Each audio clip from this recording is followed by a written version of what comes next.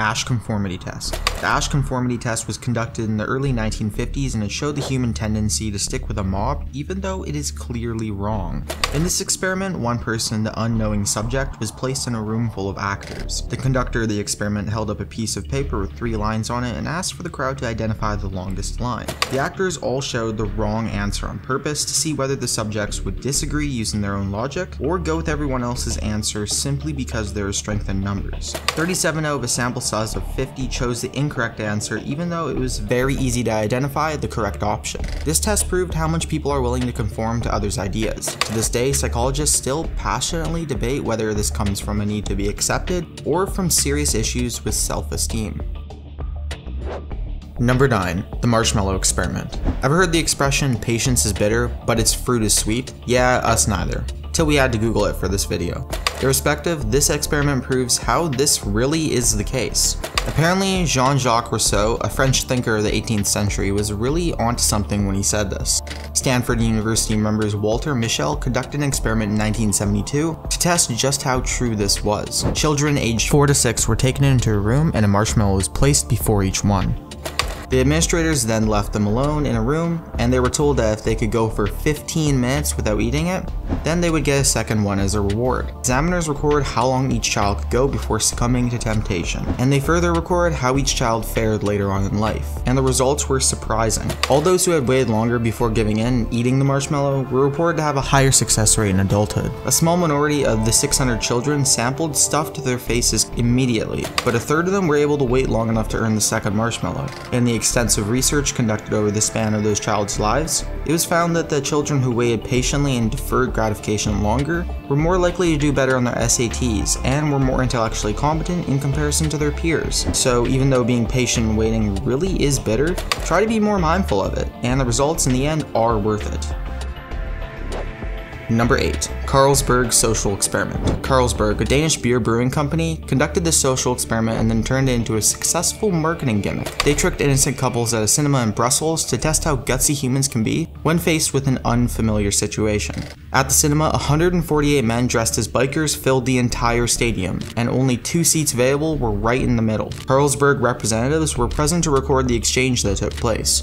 Many of the couples that walked in were shocked to see the crowd, and some of them even responded by saying that this wasn't what they had paid for. Many couples were daunted by the bikers and turned away. Whether this happened, the bikers showed no reaction. However, every time a couple awkwardly shuffled between the bikers and claimed the 2 seats in the middle, everyone broke out in applause and offered the pair a bottle of Carlsberg beer. The reactions of the couples were of genuine shock and pleasure. This is just another experiment to show that humans are creatures of habit and are fearful when approaching the unknown. Number 7. Robbers Cave experiment. This experiment took place in the summer of 1954. A group of preteen boys were used to see how different groups work together to solve conflicts.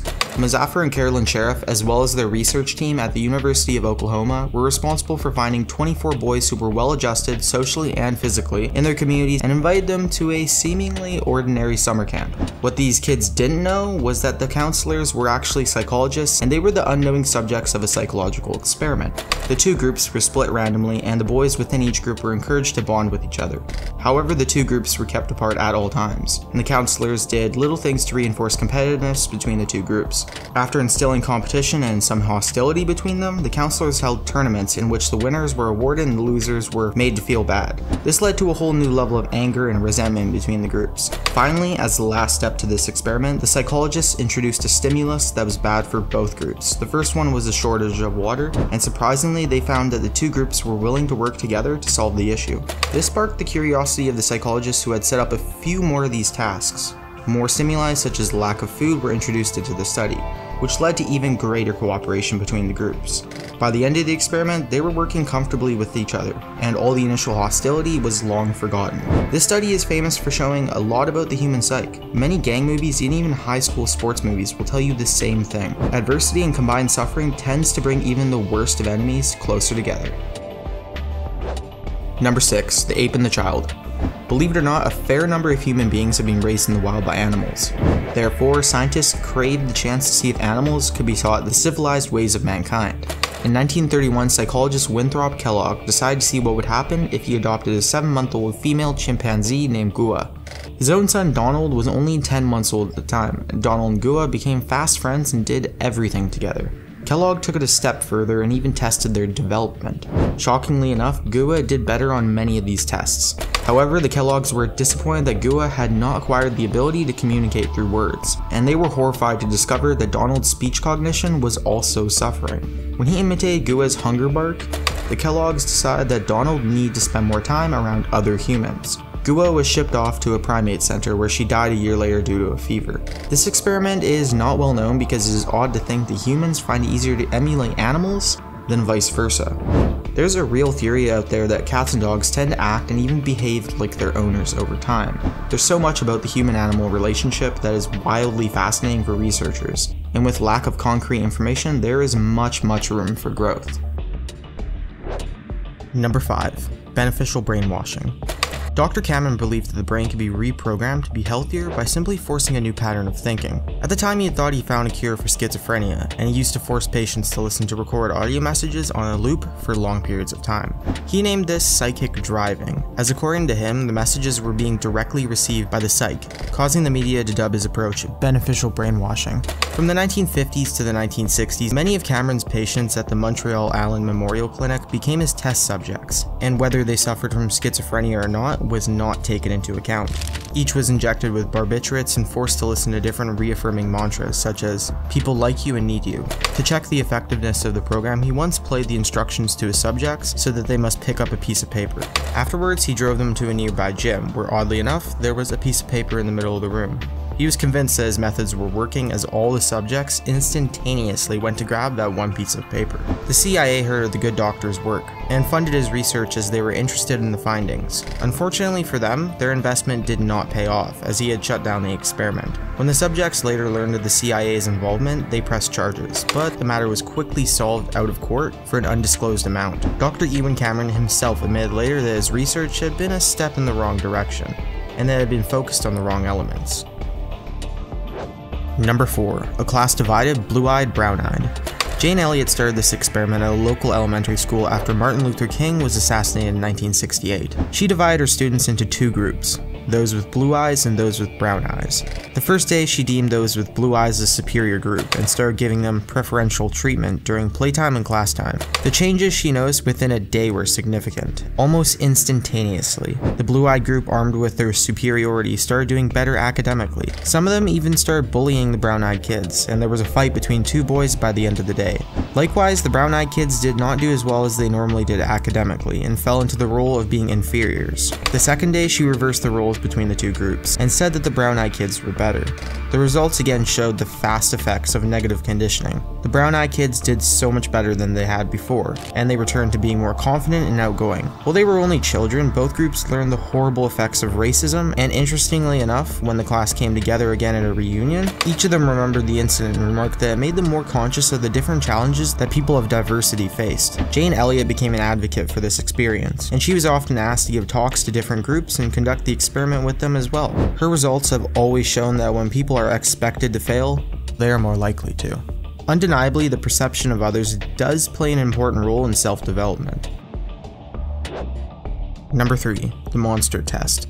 This test was called the monster study because of how unethical it was in its nature. However, ironically, this study shows the importance of positive reinforcement for the development of a healthy self. In 1939, Wendell Johnson from the University of Iowa selected 22 orphans and split them randomly into 2 groups. Each group had a number of children that either stuttered or had some sort of speech impediment. One group was constantly belittled for every single mistake they made, and under the constant chastisement of the psychologist, the children in this group actually worsened. Even more shockingly, the children who had previously not had any speech impediment developed verbal issues after being part of this morally outrageous study. On the other hand, those who were placed in the other group were given positive therapy. Their progress was highlighted and complimented every step of the way. This greatly inspired the massive changes that took place, and many of the orphans developed greater fluency. Even those with stutters were reportedly doing much better in holding conversations. In 2007, several of the orphans who would have been well in their early 70s pressed charges against the study for the lifelong damages they had suffered. as many of them had retained such issues well into their adult life. The courts awarded 6 of these orphan children with $925,000 as compensation for their abuse, which isn't all too much considering many of them were permanently harmed. While it was a harsh and gruesome experiment, many of the reforms in our modern-day education system are based on the findings that support positive reinforcement over criticism. Number 2. Milgram experiment. The Milgram experiment refers to a series of experiments that were conducted by Yale University Professor Stanley Milgram during the early 60s. This test was conducted soon after one of the Nazis who was put on trial in Israel pled the defense of simply following orders. Since everyone was questioning how much of an effect obedience has on people, Professor Milgram and his team decided to explore the theory of obedience to authority. The experiment asked ordinary people to ask a volunteer who was part of Milgram's team interrogative questions, and then administer shocks through a machine if the volunteer answered incorrectly. The conductor of the experiment took the authoritative role and asked the unknowing subjects to increase the voltage of the shock after each question was incorrectly answered. Luckily, unbeknownst to the shock administrator, the shocks were completely fake, and the volunteer was a hired actor. In order for the test to be truly accurate, the shock administrator was led to believe it was real, and each shock came with a series of horrifying screams from the volunteer. In one case, they even told the subjects that the volunteer had a heart condition, which they expected to awaken the conscience of the subjects. Unfortunately, the results showed something horrifying about human nature. Milgram's team expected the subjects to stop giving the shocks after a certain number, but almost everyone kept going and obeyed the commands of the authority figure without taking into account the morality of their actions. This study makes it to the top of wacky psychological experiments because it shows that there is a little bit of evil within everyone, and that all it takes to emerge is authoritative command. Number 1. Stanford Prison Experiment. This insane experiment was conducted in the early 1970s, and there have been numerous reports and further studies about it. Dr. Philip Zimbardo's ethically questionable experiment even inspired an award-winning movie in 2015. The study was conducted to explore the effects of the prison system on inmates and guards. Both the Navy and the general military were interested in the findings, as at the time they wished to understand the troubled relationship between inmates and guards. Zimbardo and his team enticed 24 males to be part of the study by offering them a pay of $15 per day. These males were further divided into 2 groups, either the guards or the prisoners. Perhaps the freakiest element of the study was that they were chosen for these roles randomly. No certain characteristics could have predicted these decisions. The participants were told to make the simulation as realistic as possible. The prisoners were told to forget they had real names and answer only to their assigned numbers. Their clothes were stripped off them and they were forced to wear uncomfortable prison garb. At the time, the guards were given power symbols such as batons and sunglasses. Soon after the experiment began, the guards became abusive due to the immense power that they had, and the prisoners lost all sense of self and complied with anything that they were told to do. As the study progressed, Zimbardo's team discovered that the guards became more sadistic over time, and seemed to enjoy inflicting pain on their underlings. Within the first few days, 2 of the inmates asked to leave the experiment. One person experienced a mental breakdown, and the other suffered an extreme body rash. Dr. Zimbardo admits that he himself became obsessed with the power that he had as a prison warden, and allowed the abuse to go on until his girlfriend pointed out the ethical issues of the program. The study was meant to go on for 2 weeks, but after just 6 days, the disturbing results forced Zimbardo to terminate the experiment.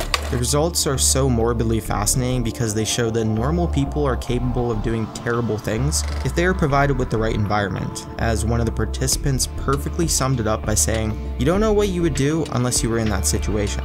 If you ever take up psychology in school, you will definitely hear about this experiment. Trust me, I did.